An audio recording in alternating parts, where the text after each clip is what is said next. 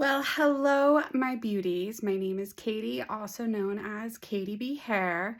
And if you're not, you need to make sure that you are subscribed and following and liking, because I'm going to make sure that I keep all education up to date on my channel. That is my goal this year. And today we are talking about Ruskin10. It's my baby, literally my baby. And what I want to go over first, what is Ruskin10? Ruskin10 is a 10-minute color that isn't progressive. What is progressive? Progressive is a color that progressively gets darker. Ruskin10 is not. So, for example, you have other color lines that are 10-minute color and Rusk. So those other color lines, you're going to have to carry their permanent color plus 10-minute color because their color is progressive. You put that on the roots, you better get that off because it's going to turn black. It will turn black. I guarantee it. So with Ruskin10, I own a studio and I have limited storage. So using Ruskin10 has allowed me to store and stock as much Ruskin10, and that's my only permanent color line. I'm not having to have multiple color lines within the color line to achieve everything that I want. With Ruskin10, I can do my 10-minute root coverage. I can also leave it on like normal permanent color for as long as I need. So if you're doing a root touch-up with a highlight, leave it on. It's not going to go black. However, it will go a half shade to a full shade darker. So formulate accordingly if you're going to be leaving it on longer, and I'll get into that as well. So in my studio, I have all Ruskin10. It's replaced all my permanent color lines. I have a few tubes of color from Deep Shine Permanent. It's sister one. And like one of them, it's like Pearl Violet. It's a very beautiful, it's like a purple permanent color. Just need to have it. So let's dive into some more info about Ruskin10. Okay, there's European color lines and American color lines. Ruskin10 is American color line. If you go to use Ruskin10, you put a 6 on because you're always using a 6 and you're like, oh my gosh, that did not take a 6. It's too light. It's because it's American level. Drop a level. That 6 you usually use, drop it down to a 5. Guarantee you're going to like it a lot better. European has a bigger range of levels and American has a smaller range of levels. So when working with Ruskin10, drop that level. Now let's get into the color portfolio that it has. So when I open it up, we have our 5NN, 7NN. We have 1, 2, 3, 4, 5, 6, 7, 8. The N series are going to be super important for your gray coverage because Ruskin10's other colors, when I open this up, these guys are all pure tones. So you're literally getting at a level 5, you're getting green, blue. So if you have a 5 ash and they have gray, depending on how much gray they have, you need to come over here and add in your 5NN. So say they're 50% gray.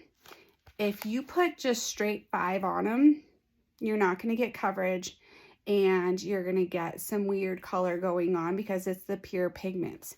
So 50% 5A, 50% 5NN, you will be good. Now you see we have 5NN and 7NN. Why don't we have a 3NN, 4NN, 6NN? Because let's condense our portfolio in the amount of color we need to purchase. So get creative, use the little noggin. What we're going to do, if you need a 6, mix equal parts of these guys. And then, you know, this 7NN is actually going to be a level 8. This 5NN is going to be a 6NN if you're used to European. These are the most popular colors, and you can add these double N series to any of the N series below here. That is going to help with your gray coverage. Now, if you're working with gray coverage and you're like, I am not getting the coverage I need, these are tips that you need to use when it comes to gray coverage with Ruskin10. 1-to-1 mix ratio. When you have stubborn, resistant gray, mix it 1-to-1. So 1 part color 2, 1 part your developer. Then make sure that your percentage of N and N accounts for the formula of how much gray they are. I typically, with gray coverage, I keep them all on the ends, and I don't get too crazy with it. Then next up is your developer. Oh my God, I've been like, people get very angry with this, but it is manufacturer guidelines with Rust, so I can say this. So when you're working with gray coverage, you got your bowl of color, okay? You have the proper amount of N or NN in this bowl of color. When you grab for your developer, you do not need to use a 20 volume. Mind blown, okay? I was Aveda trained, and it was put into my head that 20 volume is the only other way. Now, mind you, I've used tons of other color lines, educated. I have used it this way and gotten perfect coverage, and I'm gonna have a bunch of people get mad. I've already heard it, okay? If you want more depth and deposit in your gray coverage, 0 lift or a 10 vol is going to give you that depth and that tone. So say you do a 5NN and you mix it with 20 vol and you're like, it's not that depth that I need. Use a 0 lift or a 10 vol. I guarantee you're gonna get more depth, okay? So say you're still like, this client is resistant, I am not getting it. That's Boost, okay? Boost is a clear, and Boost is right here. This guy right here. So it's pretty much a tube of clear. It's going to raise the alkaline. And what does that do? It's going to open the cuticles more, allowing for that color molecule to deposit better. So my stubborn gray girls, I will grab my tube of Boost and I do just a ribbon. 1 ribbon from one side of the bowl to the other side of the bowl is 5 milliliters. A little tidbit there. That's going to help. And if you're like, all right, we're getting coverage, but I just need a little bit more depth, but I don't want to take that 5 all the way down to 4. Take a ribbon of 4. Anchor it. Use a anchor color. A ribbon of 4 across. Those are my go-tos for making sure you get that gray coverage. Also, I will start in the front on this side, and I place either perm papers or foils on their hairline and let it sit, okay? So that is when it comes to gray coverage. Now, say you're doing gray coverage in a highlight application. It will, in my experience, go a half shade to a full level darker. It's not going to go black. It's not progressive.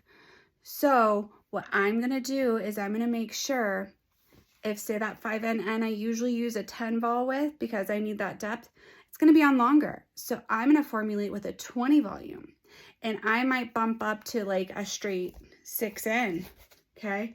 I might go up 1 level because to compensate for it dropping a level, using a brighter developer when I know it's going to be on longer. That is how I'm allowed and able to keep that Ruskin10 on the roots without it going a half level to full level darker that I don't want, okay? Next up is the portfolio. So let's go through some of these colors for you guys so you can see them, just in case you don't have the swatch book. So we have 5A, 7A, 8A. We're going to have green, blue, blue, violet, pure tones. If you put this on white hair, like you see here on the swatches, this is literally what you're going to get. Very pretty, very cool. But if you have that coverage, add the N. Next up, we have the Sand series. The Sand series, perfect balance of cool and warm. And S does not mean silver. S means sand, okay? So we have our S series, and that is equal parts of yellow, violet, and blue. And we have a 6, an 8, and a 10. I use this all the time. Next up is we have our gold. This is another little trick. You can add gold to any gray formula, and that helps with the coverage as well. So I keep a high amount of 6G. So gold series is literally straight yellow pigment. In 6G, I keep a ton of on hand because I'll put a ribbon of it in my formulas. It just gives that beautiful reflect. It's beautiful, okay? Then we have our 8G, our copper series. We have a 6 and 6C, G, 6C. This is going to be, as you can see right here, there's orange, yellow, and the copper gold. And then the copper is straight orange. And look at these reflex of these tones that you guys can see. Very pretty. The reds, we have the mahogany red series, a 5 and a 6. This 5, oh my God, it is just one of those. It's that perfect red wine, cool, balanced. I love it. And we have, for that one, it's going to be a red violet, so it's got that cool kick to it. Then the 6R is straight red. Next up is we have HLA. What is HLA if you don't know? High Lift Ash. You guys, High Lift Ash, 4 levels of lift on virgin hair. I use this. It works on virgin hair. It is gorgeous, gorgeous, gorgeous. Then we have Boost. Boost can be used on its own for color correction. A base bump. It'll be a warm base bump. Very warm because there's no pigments to control that warmth whatsoever. So Boost can also be added. Say you have your copper gold I'm working with right here, and I want to make it brighter. Add your Boost to that. You have your resistant gray. Add your Boost to that. It's going to raise the alkaline, swell that cuticle. It's really a tool. I keep a lot of that on hand. So like the 6G and the Boost, I always make sure I have those. Those are my go-to tools. So that is a overview of my baby, Ruskin10, and some of my favorite formulas. I love for that level 5, 6, I will use a 5NN and 6G. It's like this just rich, gorgeous brunette. That is one of my favorites. And then your blondes where you're like, they are always yellow orange, you know, that level 7, 8. That's when I will go and I will grab my 7A and my 7NN. That is that perfect level 8 that always goes orange or yellow. It won't. And depending on their gray, makes, you know, N and whatever is appropriate. I hope you guys like it. Stay tuned because I'm going to go through the whole color line on here.